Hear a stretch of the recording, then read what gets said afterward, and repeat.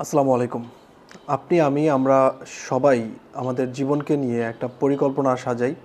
সেটা হতে পারে সাপ্তাহিক, মাসিক, বাৎসরিক বা ৫ বছর পরে, ১০ বছর পরে আমরা কোথায় নিজেকে নিয়ে যেতে চাই, সবারই একটা ছোট বড় পরিকল্পনা রয়েছে এবং সেই পরিকল্পনা মাফিকই আমরা সবাই আমাদের জীবনকে অতিবাহিত করছি বা লাইফটাকে লিড করছি। কিন্তু এই সকল পরিকল্পনার উপরে একজন পরিকল্পনাকারী আছেন।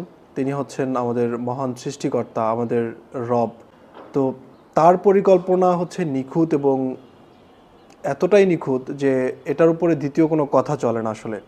আপনার আমার জন্য কোনটা ভালো, কোনটা মঙ্গলজনক সেটা আপনি হয়তো বুঝতে ভুল করতে পারি।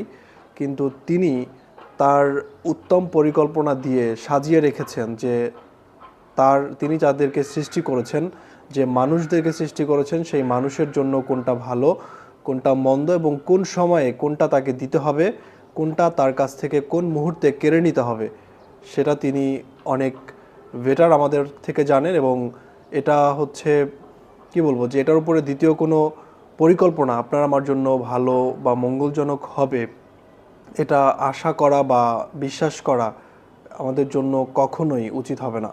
তাই হতাশ না হয়ে সামনের দিকে এগিয়ে যেতে হবে। রবের কাছে সবসময়ই সাহায্য চাইতে হবে যেন ভালো এবং উত্তম কিছু তিনি আমাদেরকে উত্তম পথে পরিচালিত করেন।